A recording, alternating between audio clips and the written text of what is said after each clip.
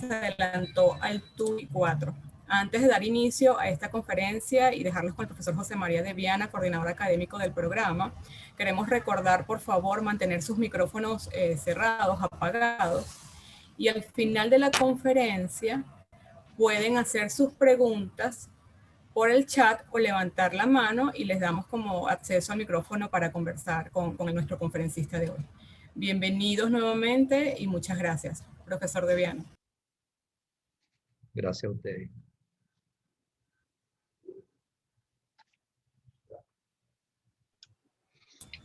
Tú nos dices cuándo comenzamos, Eri. Sí, profe, ya puede hacer la introducción, ya comenté. Oye, muy buenas tardes a todos y agradecidos por su presencia.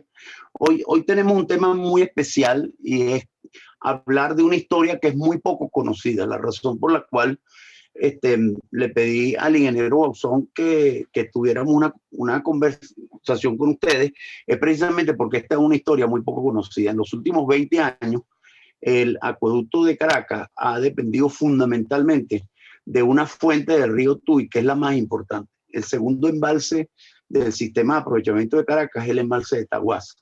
Sin embargo, ese embalse debía, de acuerdo a los planes de ingeniería hechos en el tiempo, pues desde los años 60, eso estaba en los planes, debía incorporarse conjunto con el embalse del Cuyera a través del llamado TUI 4. Sin embargo, en los años 90, estando nosotros en Hidrocapital, surge una solución de ingeniería que no sale de los gabinetes de diseño, sino que sale de los operadores. Precisamente la idea es bastante original y significa que una vez construido el embalse de Taguasa, ante la urgencia de dar una fuente firme que añada capacidad de envío de agua a la ciudad, surgió el problema de cómo conectábamos Taguasa al sistema de Caracas antes que existiera la estación de bombeo en construcción. Y detrás de eso hubo una enorme intuición, pues hoy, 25 años después, el TUI 4 no está construido y si eso hubiese sido de esa manera, Taguasa no estaría durante estos 20 años dándole agua a Caracas. Queremos presentarlo como una información poco conocida. En segundo lugar, como yo digo, es una solución de ingeniería hecha en el campo por los operadores. En tercer lugar, demostró una capacidad de ejecución ejemplar porque pudo construir una cantidad de obra importante. En el caso concreto, hay una tubería de 2 metros de diámetro y 27 kilómetros que se construyó para unirlo en tiempo récord, pero además en una época de muy escasos recursos. El día que se inaugure Taguasa, el barril de Brent está en $12 por barril. Eso quiere decir que era un momento de extremada restricción fiscal y una parte de los recursos vinieron efectivamente de la tarifa que cobramos a los vecinos de la Gran Caracas. Yo sin más quiero agradecerle al ingeniero Bauzón que va a comentarnos este caso y invitarlos a ustedes a que hagan las preguntas necesarias después. Muchas gracias. Bienvenido, Norberto. Muchas gracias, José María.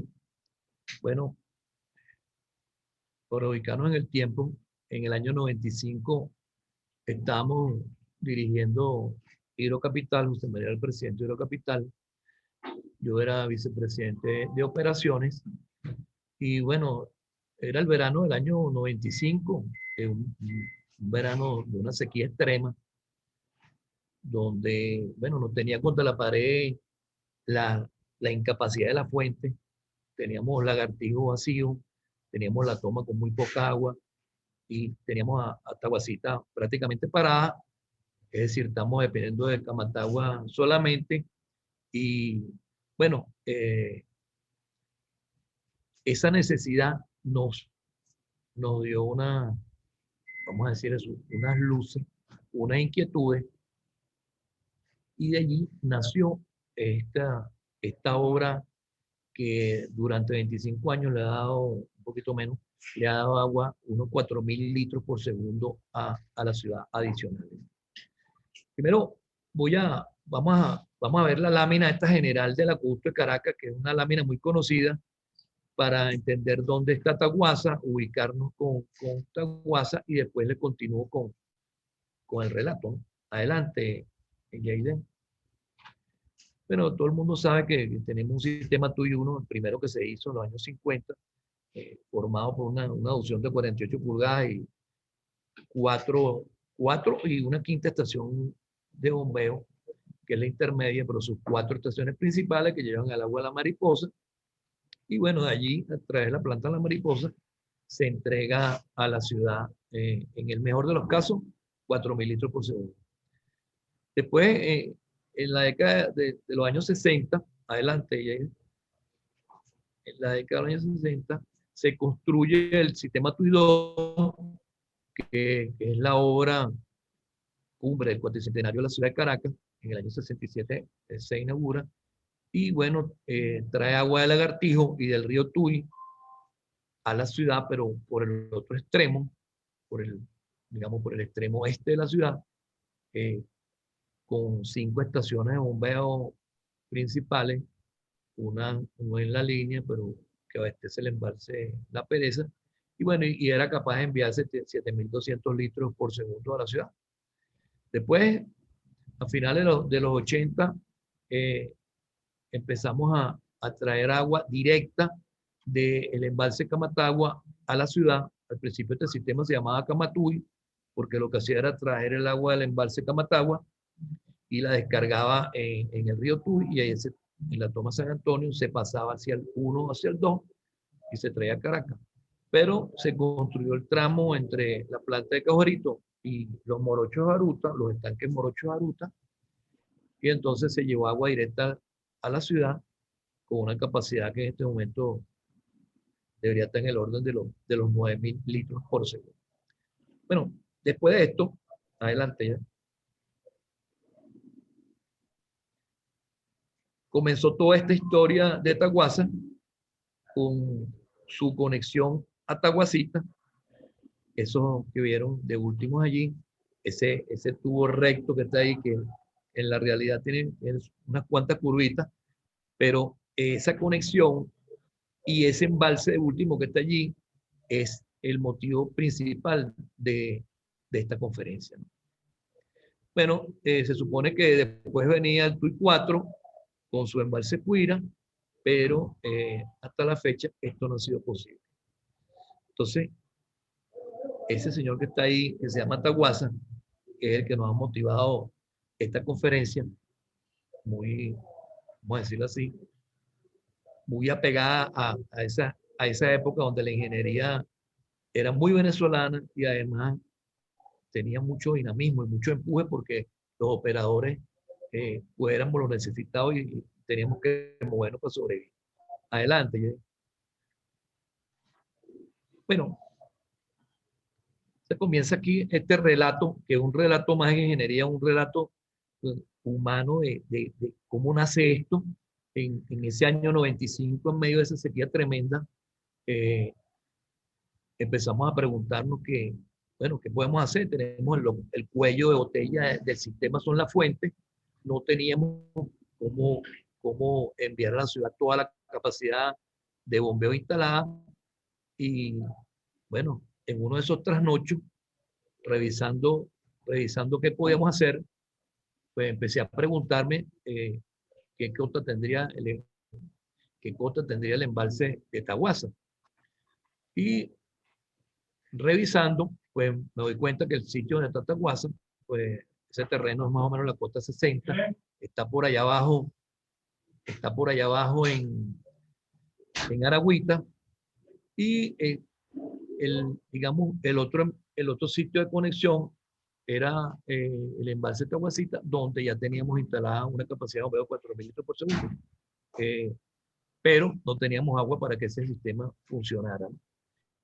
Entonces, revisando la cosa, mandando a pedir unos planos y revisando cuál era la cota final del embalse de Taguasa, pues nos damos cuenta que ese embalse iba a tener su agua normal de la cota 142 y Taguasita está en la cota 96. Bueno, digamos, ese descubrimiento de repente nos puso a pensar que, bueno, teníamos, la única fuente cercana que teníamos era Taguasa, y esa posibilidad de que ese embalse quedara por encima de Taguasita, pues no lo habíamos visto. Las vimos en medio de ese momento de sequía donde estábamos volteando para todos lados para ver qué podíamos hacer. Bueno, después, entonces, que vimos esa posibilidad, empezamos a pensar cómo hacemos para cruzar esa montaña de Guatopo. Una está de un lado de Guatopo y la otra está del otro lado. Y ese es el perfil más o menos de línea recta que existía entre ese embalse futuro, que en ese momento estaba en las obras, las primeras obras de construcción de la presa en sí, del cuerpo presa. No había manera posible de llegar a Taguasita, aunque Taguasita estuviera por debajo del embalse cuando estuviera lleno, porque, bueno, esa zona agreste no nos lo iba a permitir. Pero estudiando el relieve y las posibles formas de pasarlo, nos dimos cuenta de algo, que es que el río Tuy pasa por el lado de Taguasita y lógicamente pues baja por gravedad en una pendiente más o menos homogénea y llega hasta el puente Aragüita. Y en ese puente Aragüita pues ahí estamos en la cota 60 o 65 aproximadamente.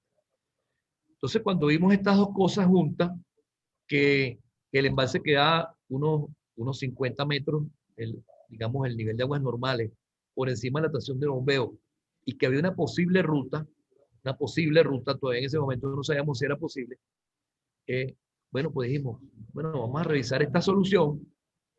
Nos llamamos, José María me recibía en la oficina y le digo, mira, creo que hay una posibilidad de que pasemos agua por gravedad de Taguasa a Taguasita.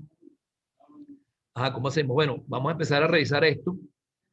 Discutimos las ideas preliminares y decidimos llamar al ingeniero Iván Bracho, un amigo nuestro que era como él mismo decía, un verdugo que no comía cuentos para hacer las cosas lo más rápido posible y lo mejor posible.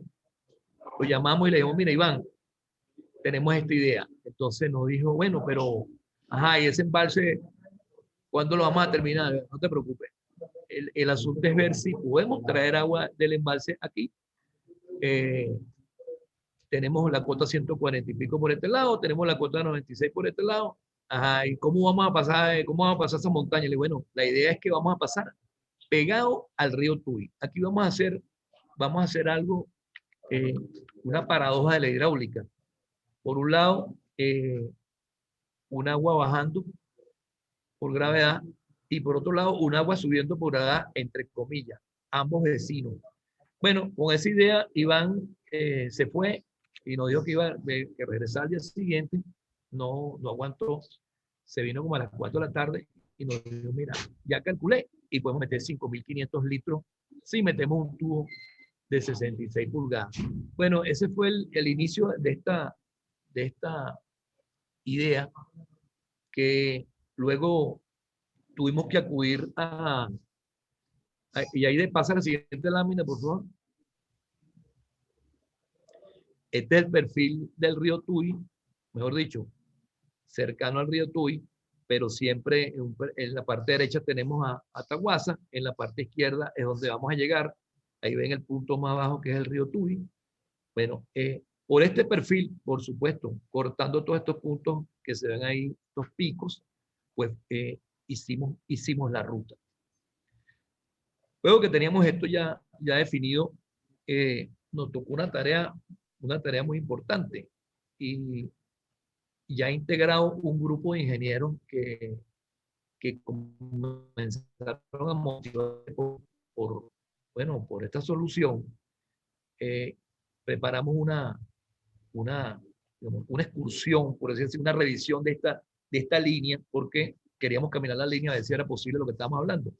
Y bueno, conseguimos un señor, José Humberto González, un poblador de Aragüita, que nos ayudó muchísimo en esto, y nos dijo que efectivamente había una pica que era la pica real, que llegaba hasta Santa Lucía.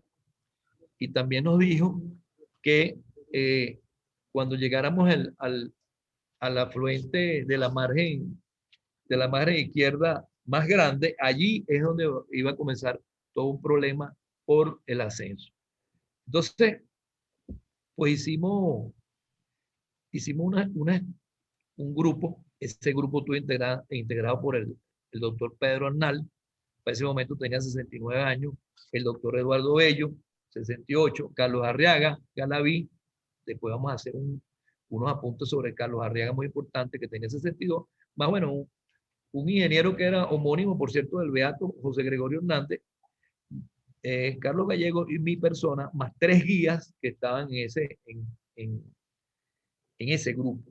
Bueno, allí iniciamos nuestro recorrido caminando desde el puente Aragüita, el puente sobre el río Tuy, y como nos había anunciado el guía, hasta Urapal, que es ese afluente de la margen izquierda, la cosa era más o menos sencilla. Cuando llegamos a Urapal, ahí recordé lo que me dijo José Humberto. Me dijo, mira, hay un pegue, como dicen por allá, hay un pegue pasando Urapal, y el pegue era un risco, pues una zona muy dura, un suelo muy duro, muy escarpado, que no permitía que pasáramos entre el río y, digamos, y el terreno. Allí la cosa era totalmente vertical y había que buscar una solución de ingeniería. Bueno, pues esa solución de ingeniería se centró básicamente en cómo pasar ese punto tan álgido de la aducción. Bueno, llegamos ahí como a golpe de mediodía. Ya los viejitos, sobre todo Pedro, empezó a sentir, ¿cómo se llama?, el impacto de aquel recorrido. Estábamos hablando que son unos 18 kilómetros que caminamos. Y digamos, en unos minutos que estuvimos parados sobre ese risco ahí, pues Pedro empezó a echarse unos urgentes, una cosa para poder seguir caminando. Y ya uno de los guías me empezó a decir, miren, aquí hay que llegar de día, yo, al otro lado. Y así continuamos hasta que nos retrasamos, porque ya Pedro no podía casi caminar.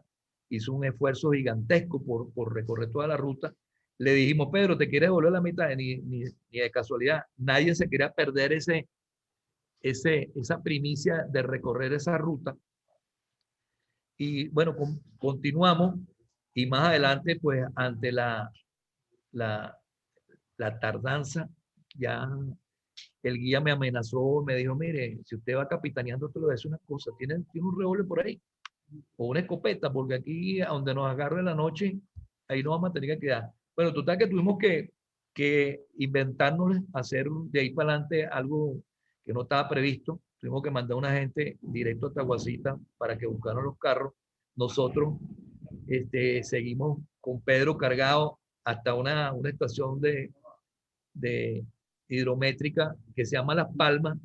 Ahí pudimos cruzar y bueno, y pues tuvimos que esperar del otro lado los vehículos. Pero sí hicimos ese recorrido de la línea y ahí comprobamos que pues esa ruta era posible. Cuando llegamos preparamos unos informes sobre el asunto. El doctor Carlos Arriaga, que recorrió toda esa ruta con una rodillera, según me recuerdo, se reunió con nosotros. José María le dijo que preparara alguna documentación que nos permitiera hacer esa obra lo más rápido posible. Bueno, involucramos a los proyectistas originales del TUI 4, al doctor Méndez, al doctor Manuel Vicente Méndez y su grupo, y comenzamos a hacer el proyecto definitivo de este ramal a la siguiente.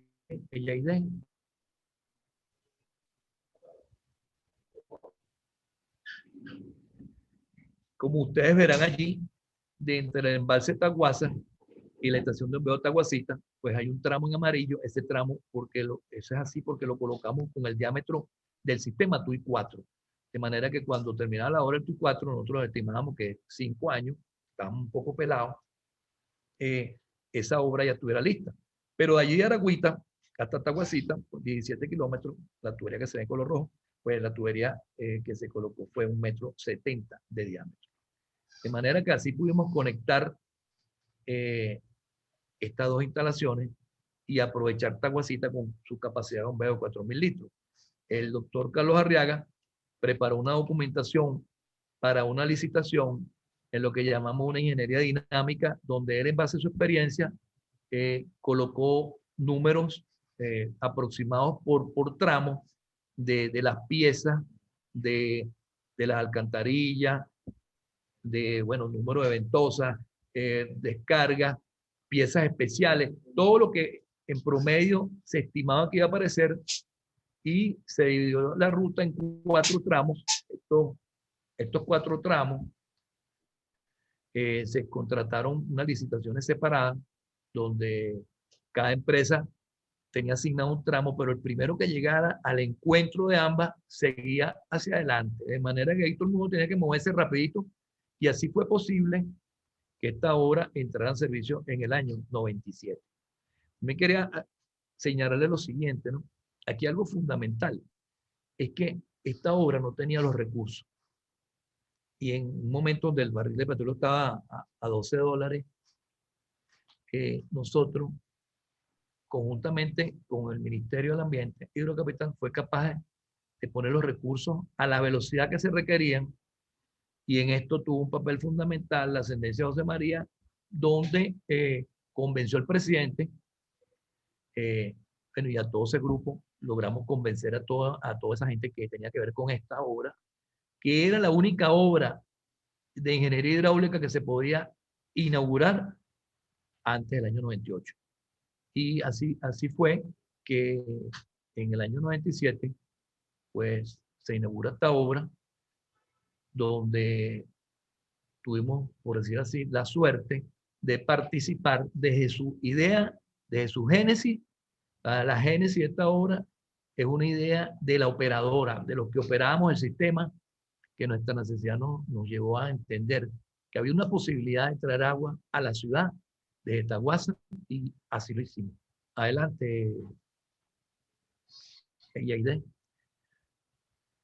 Este grafiquito final a mí me gusta mucho porque siempre dijimos, bueno, aquí el agua va a tener un encontronazo, porque por un lado va a venir bajando por gravedad por el río Tuy, y por otro lado va a venir subiendo también por gravedad, porque va a venir el embalse Taguasa, que está en una cota de agua normales de 140. Entonces, este relato de Taguasa, José María me dijo que era bien importante, y creo que así es, que nosotros le expliquemos a los muchachos que están participando con nosotros, y a todos los que nos asisten y nos acompañan, y todos esos amigos que siempre han estado resolviendo problemas en esta área, para entender un poquito más cómo nació y cómo esto se fue desarrollando como una obra que podemos darnos el lujo de decir que no ha tenido ningún accidente desde el momento que se inició. Lo que quiere decir que lo que se planteó, lo que se construyó, lo que se diseñó, pues quedó bastante bien. Bueno, muchas gracias. He terminado el relato por aquí. Le doy la palabra a Yaide. Gracias, profesor, de verdad, por esta ponencia durante el día de Quedaron hoy. 3 láminas. Yaide, ¿tú puedes pasar las 3 láminas finales? Seguro, ya lo voy a volver a compartir un segundo. Disculpa que se me pasó eso.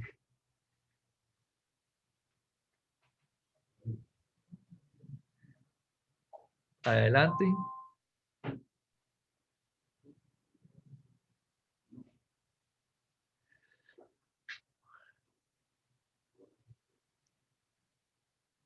Ah, no la veo. Ok, vete a la lámina que tenías antes, Yaide, por favor. A las 6. Ok. Bueno, dale un clic, por favor. Bueno, ahora vamos a ver cómo entra Taguasa dentro de todo este sistema TUI2, este complicado sistema TUI2 que le lleva agua a la ciudad capital. Tenía toda esa infraestructura para llevar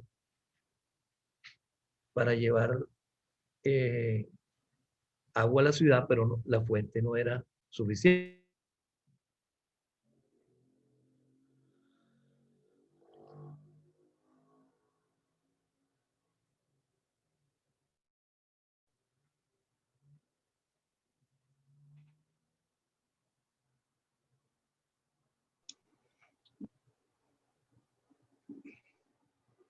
Creo que Norberto perdió la conexión. Si quiere, pasa a la siguiente lámina, Eddie, por favor. Bueno, aquí tenemos una imagen de Google Earth en donde está Taguacita. Taguacita vista desde el sur. Aquí está el embalse de Taguacita y allá se ve el río Tuya al final con la tubería que viene desde Taguasa haciendo un puente tubo en Taguacita. Vamos a ver la siguiente. Esa misma foto ahora tomada desde el norte. Aquí pueden ver Taguacita, es un embalse muy chiquito, es una toma, es una derivación, y que tiene 4.000 litros de capacidad en capacidad de bombeo, y por lo tanto solamente opera mientras hay agua en Taguacita, lo que quiere decir que durante los meses de verano no enviaba agua al sistema. La siguiente.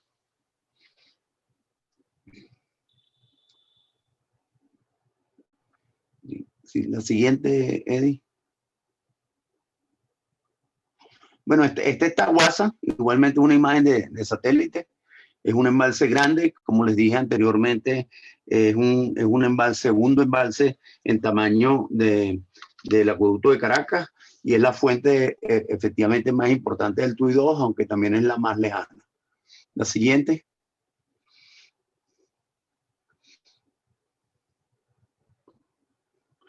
Y esta foto que fue el día de la puesta en servicio de Taguasa, la queríamos poner porque fue una de las pocas veces que hemos podido nombrar un embalse con el nombre de un ingeniero en vida. Aquí está el ingeniero Pedro Pablo Aspuro Quiroga, que fue maestro de todos nosotros y que ese día estaba pues muy feliz, especialmente de acuerdo a sus propias palabras, porque sus nietos podían ver el embalse que se había construido y ese día precisamente el barril de Brent estaba en $12,70, lo que quiere decir que esta obra también deberíamos recogerla como un caso en el cual la escasez de recursos y una administración espartana, una administración transparente, hizo que una obra tan importante se pudiera construir.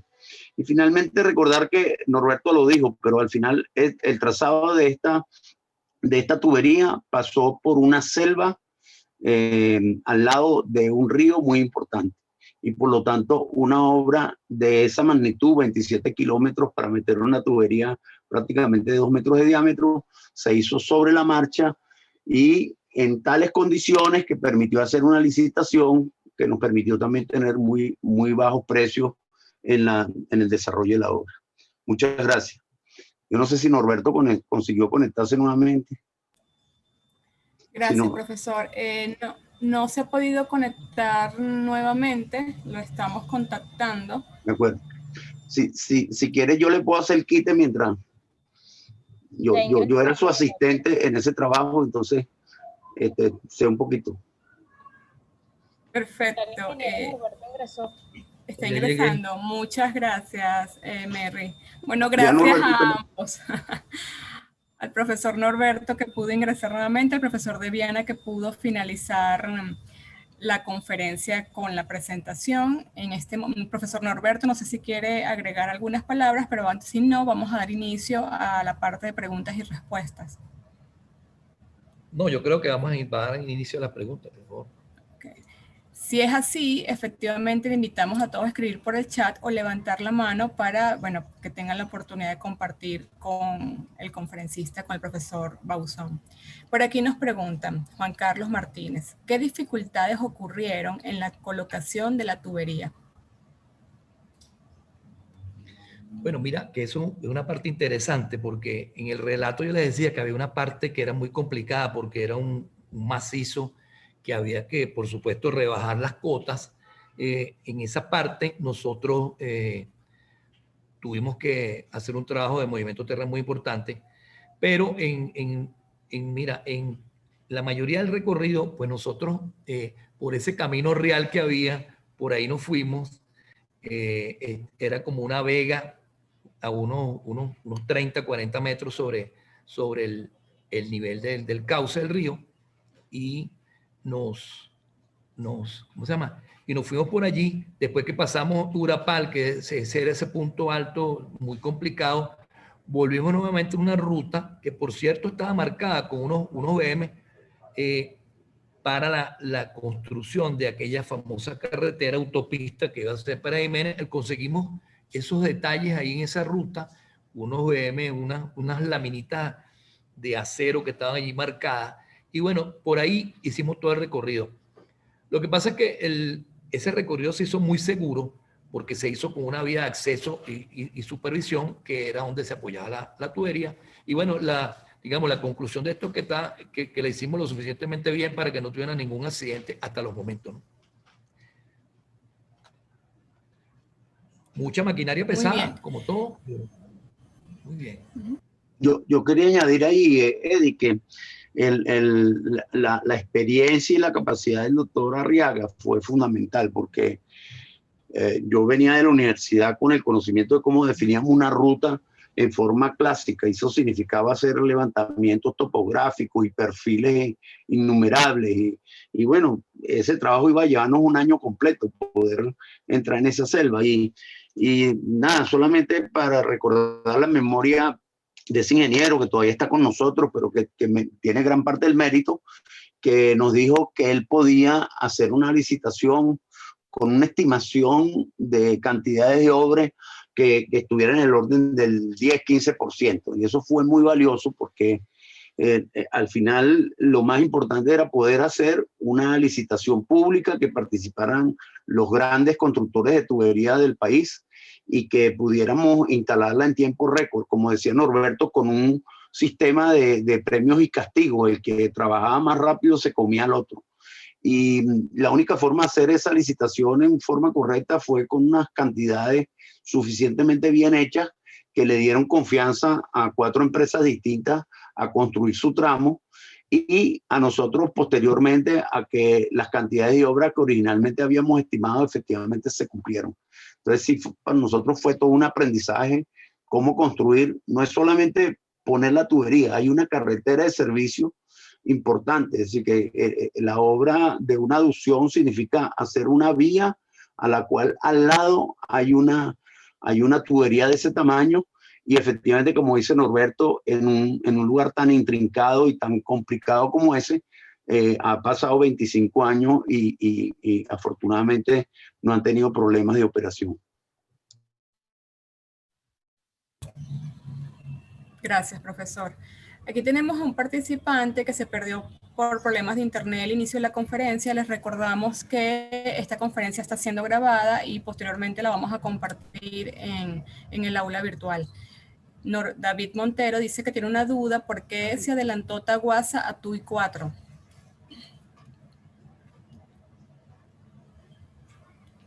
Bueno, porque Taguasa originalmente era parte del proyecto TUI 4.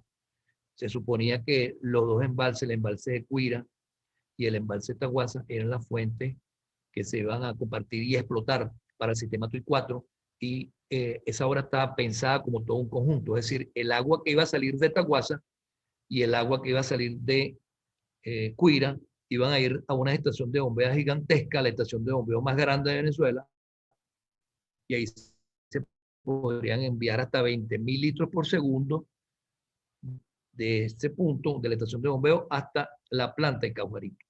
Entonces estaba asociado todo a un proyecto macro que era el TUI 4, y la virtud de nosotros fue poder separar Taguasa sin que eso fuera una solución excluyente. Por eso construimos inclusive el tramo hasta el puente de Aragüita en 3 metros, con el diámetro original del proyecto, pero de esta manera pudimos aprovechar Taguasa, que si se hubiera construido completo y no se hubiera pensado en esta solución, pues estuviera sus aguas allí contenidas solamente para abastecer Guatire, Guarena y Caucagua, pero de ninguna manera hubiera podido llegar 1 litro de agua a la ciudad de Caracas. Gracias, profesor. Yais Flores pregunta: ¿cómo afecta o beneficia esta obra de Taguasita al sistema TUI 4? Y lo puedo relacionar a la siguiente pregunta de Rafael Guevara, que requiere como una explicación con más detalle acerca de la construcción de la presa. Bueno, con respecto a la construcción de la presa, seguro Rafael sabe mucho más que yo, pero es una presa, bueno, creo que tiene unos 90 metros de alto el cuerpo de la presa. Fue una presa convencional. Ahí trabajó creo que la gente de Suramericana, pero es una obra que almacena 180 millones de metros cúbicos de agua de excelente calidad y que bueno, tiene la capacidad de salir de allí, como ya dijimos antes, por gravedad y llegar hasta la estación Taguacita. Esa represa que bueno, es un terraplén que se construyó, se comenzó mucho antes de que nosotros tuviéramos esta idea, tenía años construyéndose, pero muy lentamente. En los años anteriores apenas se salió de las fundaciones y en 2 años fuimos capaces de construir completamente el cuerpo de la presa, hacer la deforestación, construir la torre toma y por supuesto todas las conexiones de la presa para que el agua llegara a Taguacita, porque el secreto de la cosa estaba que en Taguacita teníamos instalado 4 bombas que cada una bombeaba 1000 litros por segundo y en la época de verano sobre todo, pues ahí se sacaba apenas 500, 800 litros, muchas veces había que parar todas las unidades porque no teníamos agua. Entonces, logramos con esto, con esa presa, meterle succión continua a la estación de bombeo. Todo el año la estación de bombeo puede bombear 4000 litros por segundo. Bueno, y esa es la segunda fuente de la ciudad capital en estos momentos. Muy bien.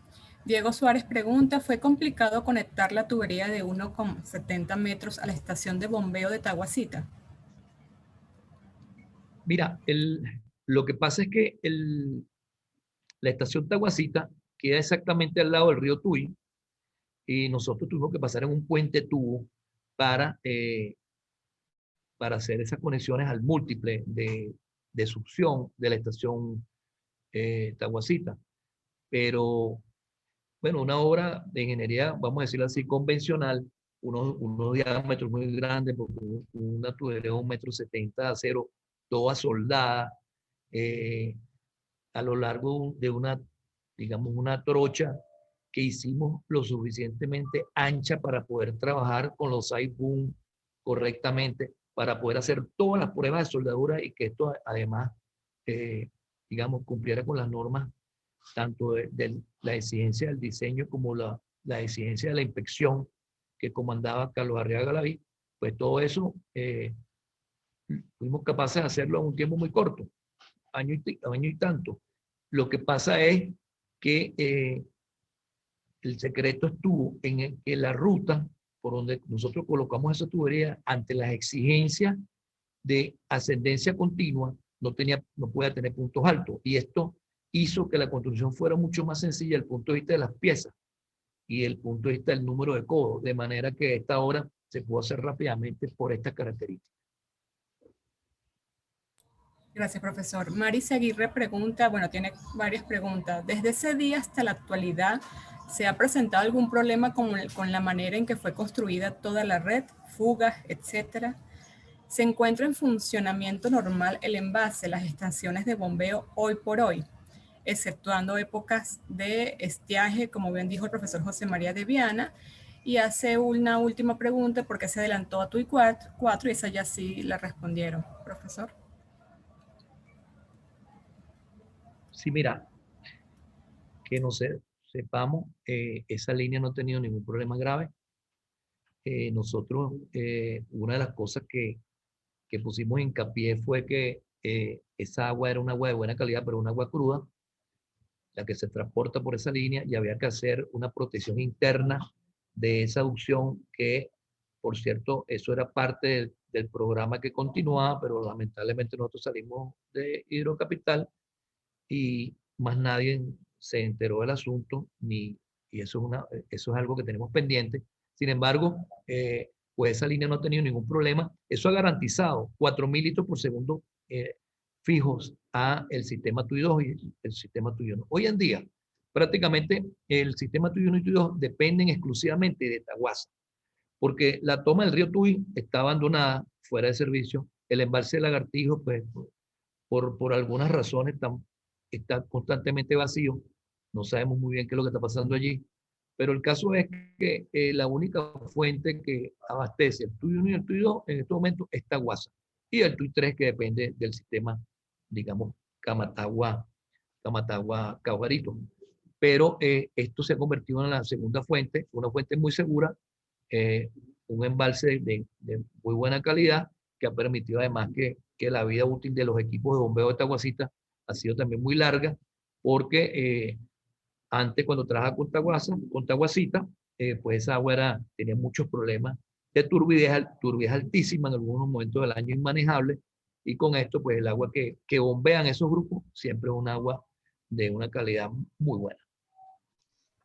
Yo agregaría, sin embargo, ¿no, Roberto? Que eso convirtió en Taguacita, de una estación más del sistema, en una estación fundamental. Es decir, donde sí ha habido muchos problemas es que la disponibilidad de equipos en Taguacita ha sido precaria, y si usted no tiene capacidad de bombeo en Taguacita, no puede utilizar el agua de Taguasa.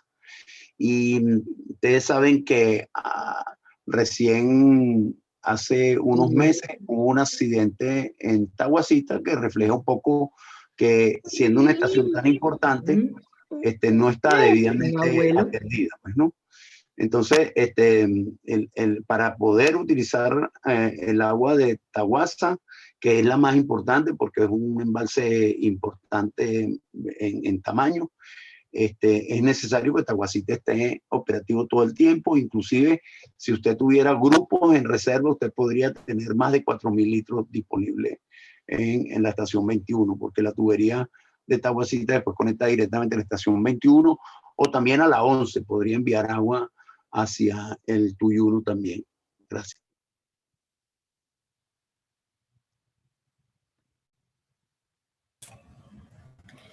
Tenemos una pregunta de Laura Torres. Taguasa se conecta al TUI 2, pero que también va a Guarenas, Guatire. No Sí, sé si lo me que están pasa es escuchando que, bien en este momento. sí, te escucho. Lo que pasa es que antes que entrar en servicio el embalse de Taguasa, el sistema Guatire-Guarena dependía de una obra de captación y un bombeo sobre el río que enviaba a la planta de tratamiento Taguasa. Pero luego que se construyó el embalse, se puso un servicio. Esta fue otra de las grandes ventajas que tuvo hacer esto, es que se, se pudo alimentar por gravedad del embalse de Taguasa la planta de tratamiento de Guatire-Guarena. Entonces, también se salvó ese problema, que era un problema también muy engorroso, el mantenimiento de esa estación de bombeo. Y el embalse Taguasa, entonces recibe todo lo que es Guatire-Guarena por bombeo que va hasta todo ese conglomerado de lo que se llama Ciudad Fajardo, y también Caucagua. Caucagua por gravedad y por bombeo Guatire-Guarena. O sea que el embalse Taguasa en estos momentos abastece al sistema TUI 2, TUI 1, pero también abastece Guatire-Guarena y Caucagua. Gracias, profesor. Una pregunta de David Montero. Desde el punto de vista hidráulico, ¿cómo se manejó la gran diferencia de piezométrica entre Taguacita y Perdón, entre Taguacita y... de bombeo, o se tuvo que generar la... Sí, profesor. No te escuché muy bien, pero ¿podrías repetir? Porque no te escuchó bien. Sí, disculpen. Desde el punto de vista hidráulico, ¿cómo se manejó la gran diferencia de piezométrica entre Taguacita y Taguasa? ¿Se aprovecha esta alta piezométrica en la succión de la estación de bombeo? Bueno, lo primero es que podemos quedar por encima de la cota de Taguacita, y con esa cuota de 140 y el diseño que se hizo de tubería, pues la capacidad de conducción hasta la estación Taguacita era de 5.500 litros. Es decir, la línea de presión ahí nos permitía, con esas pérdidas de carga para 5.500 litros, para 5.500 llegar con la succión requerida a la estación de bombeo Taguacita. Digamos, en todos los cálculos nosotros teníamos que tener previsto cuál era el NPCH requerido de Taguacita, de manera que había que garantizar ese NPCH allí, cosa que se hizo con el diseño. Y bueno, y a pesar de eso, esa presión residual requerida en la propia estación, pues para niveles de 140 o más en el embalse Taguasa, podía conducir por gravedad hasta 5.500 litros por segundo. Gracias. El señor Mark Lansdell está pidiendo la palabra. ¿Puede activar su micrófono? Buenos días, felicitaciones, doctor. Buenísima obra, tan rápido, una tubería grande y largo, difícil de acceso, un logro importante para la cantidad. Vamos a hablar un poquito de la calidad de Taguasa. Es una represa de 90 metros y las últimas medidas que tuvimos relacionadas con la ampliación de la planta Taguasa para Guarena Guatire, agregando los filtros que faltaban, era de que el oxígeno se extinguía a los 4 metros. Y lamentablemente la Torre Toma tiene las válvulas cada 12. De manera que lo que nos llega a la planta de Taguasa en ese momento tenía muy alto hierro y manganeso. Entonces, yo creo que era porque no desmalezaron, no deforestaron el vaso antes de inundarlo. Entonces, esos metales siguen dando vuelta en el embalse, y si mal no recuerdo, no hay en la represa una descarga de fondo independiente de la salida del acueducto, de manera que no se puede renovar el hipolimio, que podemos eliminar todos esos metales. En vez de aliviar por el cimacio, deberíamos estar aliviando desde el fondo para purgar toda esa materia orgánica y hierro y manganeso, y mejorar lo que nos llega hoy día a Cabrito no, ¿cómo se llama? La Guaidita. Que tengo entendido, José María de Viana se quejó el otro día de la calidad de agua que estaba llegando de Taguasa. ¿Qué me dice, doctor? Mira, primero te voy a hacer un recuento histórico, ¿no? Cuando estábamos en Taguasa y vimos la necesidad de hacer la deforestación, hubo una licitación y por cierto se la ganó la misma empresa que forestó el embalse de Guri.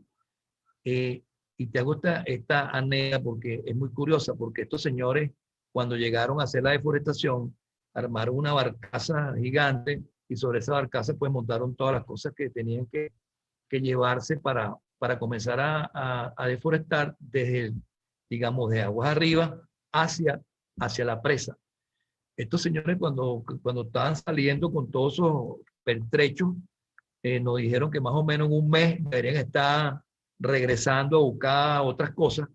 Resulta que se presentaron a los 2 días, porque cuando llegaron a hacer esa deforestación a las cabeceras del Taguasa, pues le salieron unos cuantos tigres y se tuvieron que regresar para embarcar unos cazadores y una gente bien armada para poder hacer la deforestación. Y te digo esto porque de que no se deforestó es absolutamente falso. Ese embalse se deforestó completo de las 150 para abajo. Lo que pasa seguramente, Mar, y te agradezco mucho la pregunta, es que la Torre Toma no está operando correctamente, pues los planes de carga de fondo, como tú dices, probablemente tampoco, y bueno, pues seguramente hay una acumulación allí de materia orgánica y de otro tipo de cosas que se han venido descomponiendo y haciendo que el agua tenga algunos problemas de calidad. Pero efectivamente ese embalse se deforestó y bueno, y Torre Toma yo creo que es una obra también muy importante. Una obra tiene como 90 metros de altura la Torre Toma y bueno, creo que el problema debe ser con que no se puede operar la toma selectiva como ese correcto, o algún problema de operación. También puede haber algún problema que nos hemos visto en ese momento. Pero realmente el agua de ese embalse siempre nos pareció un agua muy, pero muy buena. Gracias. El señor Luis Miguel Suárez quiere tomar la palabra. ¿Puedes activar su micrófono?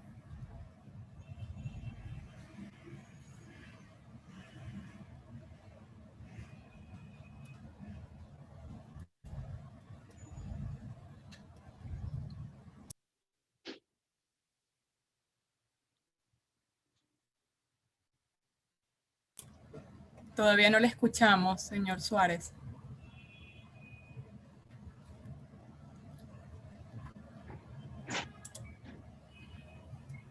Mientras el señor Suárez va desactivando el micrófono, ¿hay alguna otra pregunta que la quieran escribir por el chat?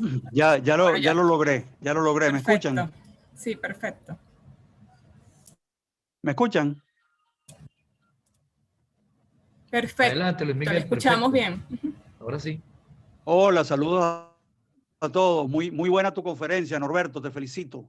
Yo quería aclararles algo sobre la torretoma de Taguasa. Lamentablemente, la torretoma de Taguasa no tiene descarga de fondo. Es que no hay que confundir lo que es una descarga de fondo con una toma baja en la torretoma. Normalmente en las torretomas, en las tomas para acueducto, debe haber una toma para el agua potable que va a la planta de tratamiento, que son las diferentes ventanas que van en las torres a diferentes alturas, ¿no? Y que se debe operar una sola donde se obtenga el agua de la mejor calidad. Pero aparte, debe salir un conducto separado del de toma, que es la descarga de fondo. En Taguasa, lo que hay es que hay una sola tubería que sale del fondo de la torretoma, y aguas abajo de la presa se bifurca, y esa bifurcación es lo que se le llama la descarga de fondo. Por eso no es descarga de fondo. Eso o sea, tendría que ser un tubo aparte con una entrada aparte, ¿no? Y entonces no se puede aplicar ese principio de que todos los excedentes de agua, que en Taguasa son bastante frecuentes, porque yo hace mucho tiempo que no voy a Taguasa, pero yo cada vez que iba a Taguasa estaba aliviando y aliviando duro. Toda esa agua, en lugar de estarse botando por la superficie, el aliviadero de superficie, que es agua clara, agua de la mejor calidad, se debiera estar botando por una descarga de fondo que no existe, limpiando el epilimnio, lo que habla Marc, limpiando el fondo del embalse y descargando esa agua de muy mala calidad que se presenta en esa franja inferior del embalse. Eso es todo. Gracias. Gracias, profesor. Tenemos otra pregunta por el chat. Datsi Guerra nos pregunta: ¿qué fue lo más difícil de este proyecto? ¿Lograr que todo se diera? ¿Los retos de trabajar contra el tiempo? ¿Obtener los fondos para lograr que todo fuera posible? ¿O los retos desde el punto de vista de la ingeniería? Bueno, mira, qué pregunta tan pertinente, porque convertir una idea esta en una realidad en menos de 2 años implicaba ser pero muy eficaz en muchos frentes, porque la idea no tenía ninguna validez primero si no era capaz de convencer al alto gobierno. Lo primero fue convencer al alto gobierno, además con unas razones muy sencillas que permitían que estos señores entendieran. Lo segundo es que fuera atractiva políticamente para que el gobierno dejara hacer algunas cosas y le metiera, digamos, todo el esfuerzo a Taguasa. Desde el punto de vista técnico, yo creo que la gran ventaja fue que aquí hubo un acopio de la mejor ingeniería venezolana del momento, entre los proyectistas, los inspectores, los constructores. Y hubo un motor fundamental que fue la alta gerencia de Hidrocapital, que fue capaz de convencer a todo el mundo que esta era la única obra que se podía hacer para sacar de ese marasmo que teníamos la empresa hidrológica más grande de Venezuela, porque nuestra fuente en ese momento estaba muy restringida. Teníamos que estar haciendo magia para mejorar la situación dentro de la ciudad capital, y esto permitió que nosotros cambiáramos el nivel del servicio de una forma tremenda. Cuando tú logras unir todas estas cosas, entonces esa magia de la ingeniería se convirtió en una realidad y le pudimos entregar aquí a 5,5 millones de habitantes 4.000 litros por segundo de agua para que pudieran disfrutar de ese beneficio que al final es mucha salud. Por eso que creo que es importante cuando uno ve una obra de ingeniería, cuando uno ve un logro de esto, entenderlo de la A hasta la Z y saber que si alguna de las cosas que hay que hacer ahí en tándem, todas juntas, todas con un gran esfuerzo, conocimiento y además vamos a decirlo así, con un único objetivo. El objetivo ahí fundamental era que la obra se pusiera en servicio. Y fue una obra muy barata, muy rápida, muy ordenada, y bueno, y el tiempo ha dicho que además la construimos lo mejor posible, porque por ahí hasta ahora, espero no empavarla, no se ha registrado ningún accidente. Gracias, profesor. Por el chat no tenemos más preguntas. Yo quería agregar, Eddie, sí, perfecto. que en el caso de Taguasa, ahí valió mucho que teníamos prestigio de ejecutores eficientes. Yo les quiero contar que cuando nosotros llegamos a Hidrocapital había solamente 2 líneas por el TUI 2, por el TUI 3, perdón, y nosotros nos tocó la terminación de la estación de bombeo Mamonal y la puesta en servicio de la 3ª línea, lo que significaron 3.000 litros más para la ciudad de Caracas. Eso se hizo muy pronto, pues ya para el año 93 estábamos en esa situación haciendo pruebas de golpe y ariete. Entonces, efectivamente hubo que convencer a muchas personas y detrás de eso era muy importante que tuvieras credibilidad. Y la credibilidad en el mundo profesional se establece con hechos, con cosas que tú hagas y que no hables tanto, sino que las hagas. Entonces, efectivamente, fue un proceso muy complicado de convencer y yo solamente quería comentarles que el presidente de la República nos exigió que termináramos antes de que él terminara su periodo, pues como todo presidente quiere hacer. Pero además eso, en el caso de esta obra, yo visité con el presidente, los dos solos, esa obra en 4 oportunidades distintas de manera silenciosa, porque él quería darle seguimiento a la obra y en cada viaje se ponía más contento porque la obra estaba en proceso, pues la obra estaba en desarrollo. Si nosotros no hubiéramos tenido credibilidad como ejecutores, pues nadie nos hubiera ayudado en esto, porque era algo, la primera impresión que la gente tenía cuando le explicábamos lo que hoy explicamos aquí en la conferencia, era de incredulidad, de que eso no se podía hacer, de que iba a ser muchísimo más costoso, que los costos iban a desbordarse. Y efectivamente eso conseguimos porque tuvimos credibilidad. Por supuesto, el día que se puso en servicio, estábamos mucho más contentos que nunca, porque efectivamente estábamos demostrando que las cosas podían hacerse en tiempo récord, con transparencia, sin que hubiera escándalos administrativos, con muy poquita plata, pero en forma correcta. Pues yo creo que eso es lo más importante a compartir con ustedes en el día de hoy, de esta obra tan poco conocida, y que bueno, jamás hubiésemos imaginado nosotros que 25 años después el TUI 4 no estaba en funcionamiento. De verdad que fue providencial para la ciudad haberlo construido de la forma que se construyó, porque después la siguiente generación de gerentes en Hidrocapital, bueno, se gastaron 1.100 millones de dólares en el TUI 4 y no tenemos nada construido, porque que son de los ejemplos, y tenemos el país lleno de obras de esa naturaleza, es decir, obras inconclusas, obras que no se hicieron en tiempo, obras que costaron 3 y 4 veces más de lo presupuestado. Y yo lo que creo que es bueno que recordemos que el país no era así, y que hay un ejemplo muy importante en la conexión de Taguasa a Taguasita, porque una obra importante hecha con criterio técnico y con probidad administrativa pudo hacerse en tiempo y a un costo adecuado. Muchas gracias. Gracias, profesor. Tenemos 2 preguntas más y un comentario. Tony Mendible, con relación a TUI 4, ¿hoy día es mejor volver a la propuesta original del proyecto? No, lo que pasa es que la TUI 4 hay que construirlo, porque lo que sí queda claro es que el aprovechamiento que hemos hecho de Taguasa no utiliza los 9.000 litros que regula ese embalse, sino que en el sistema que tenemos por aprovechamiento por gravedad, como Norberto explicó, solamente utilizamos la regulación del tramo superior del embalse. Ese embalse tiene mucha mayor capacidad. La forma de aprovecharlo es que funcione en conjunto con Cuira. Entonces, el TUI 4 hay que construirlo. Repito otra vez, jamás hubiésemos imaginado, y menos dentro de una bonanza petrolera como la que tuvimos, que nosotros a esta altura no tenemos ni construida la estación de bombeo, ni tenemos el tramo de alimentación de alta tensión, ni tampoco está construido el embalse de Cuira. Pues, pero efectivamente la agenda de construir el TUI 4 está pendiente, aunque no es lo primero que hay que hacer, pero esa agenda está pendiente porque si no se construye el TUI 4, el embalse no se utiliza totalmente, sino solamente 4.000 litros de los 9 que regula.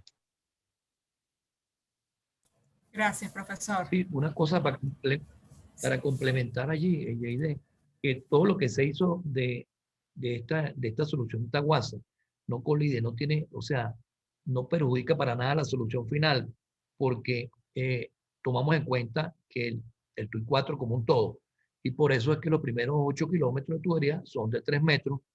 Por supuesto que el embalse de Taguasa es el mismo que estaba planteado originalmente, y bueno, lo que pasa es que hay que terminar de construir el sistema TUI 4.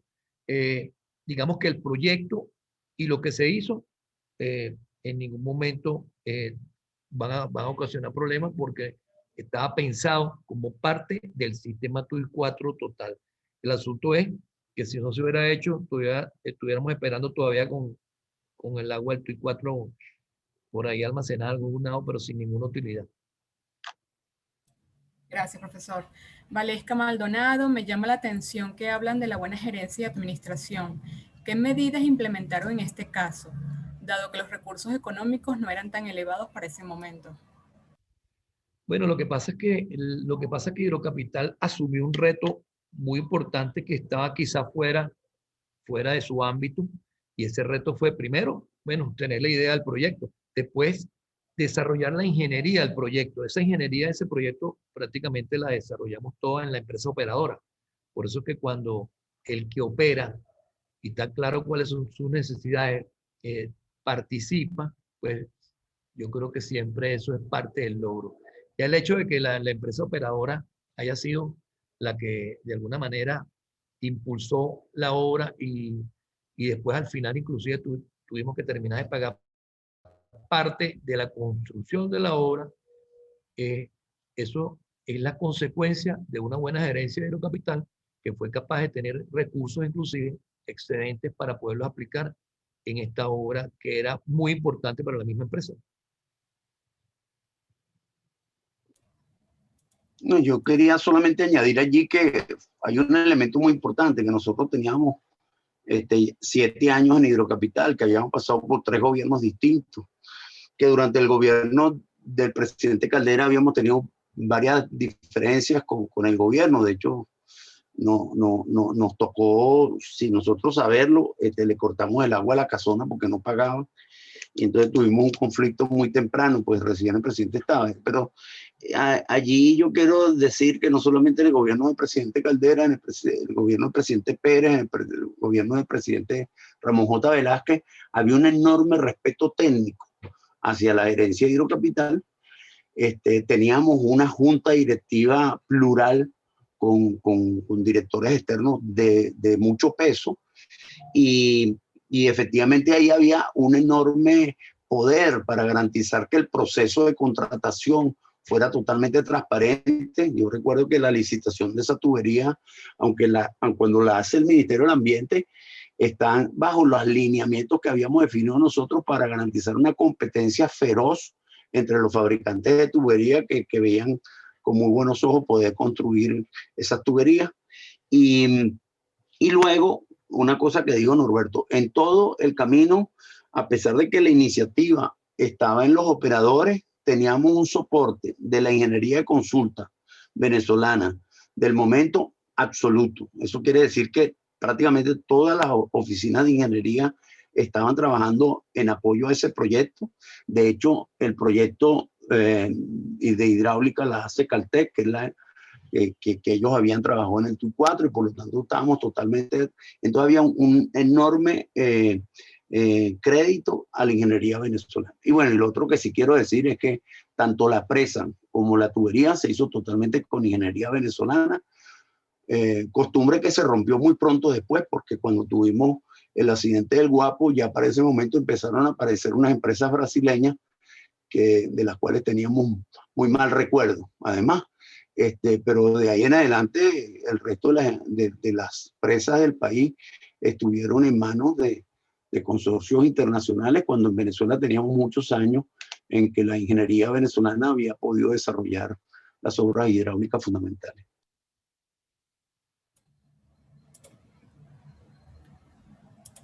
Gracias, profesor. Tenemos 2 comentarios y, bueno, varios comentarios de agradecimiento de Germán Uzcategui. Norberto, excelente conferencia, donde resumes todos los aspectos de construir una obra de manera eficiente en tiempo mínimo y en un país sin recursos. Esta obra le salvó el abastecimiento a la Caracas del siglo XXI. Te felicito. María Viana, gracias, excelente conferencia. Felicitaciones, Norberto, y a todos los participantes. Laura Torres, gracias, profesores. Muy enriquecedor el conversatorio, y la presentación. Ya aquí entonces estaremos cerrando con nuestros participantes el bloque de preguntas. Profesor Norberto, algunas ya palabras de cierre.